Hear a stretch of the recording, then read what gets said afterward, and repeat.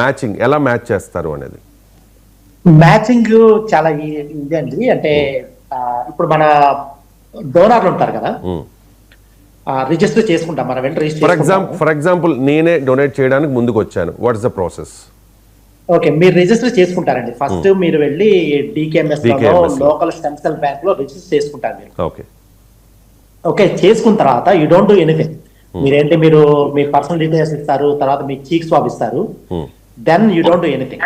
ఒకవేళ ఎవరైనా పేషెంట్ వస్తారు వాళ్ళ దగ్గరికి, స్టెమ్ సెల్ బ్యాంక్ దగ్గరికి వచ్చి నాకు ఇట్లా స్టెమ్ సెల్స్ కావాలి అంటారు, వాళ్ళు అప్పుడు వాళ్ళ దగ్గర ఉన్న 1,00,000 మందో 10 లక్షల మందో వాళ్ళందరితోటి మ్యాచ్ చేస్తారు, ట్రై టు మ్యాచ్ దెమ్ అనమాట. ఎవరన్నా మ్యాచ్ అయితే అప్పుడు they get a call. Okay, ఇప్పుడు మీరు మ్యాచ్ అనుకోండి, you will get a call.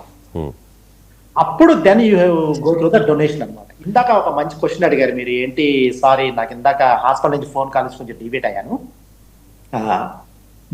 Painful procedure అని చెప్పి అన్నారు.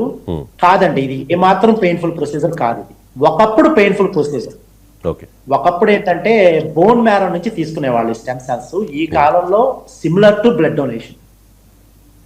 అంటే మామూలుగా ఒక చేతిలోకి నీడిల్ పెట్టి బ్లడ్ తీసుకుంటారు అంతే. బోన్ మ్యారోలోకి వెళ్ళటం ఇదేమీ ఉండదు. చాలా painful procedure. And most of the times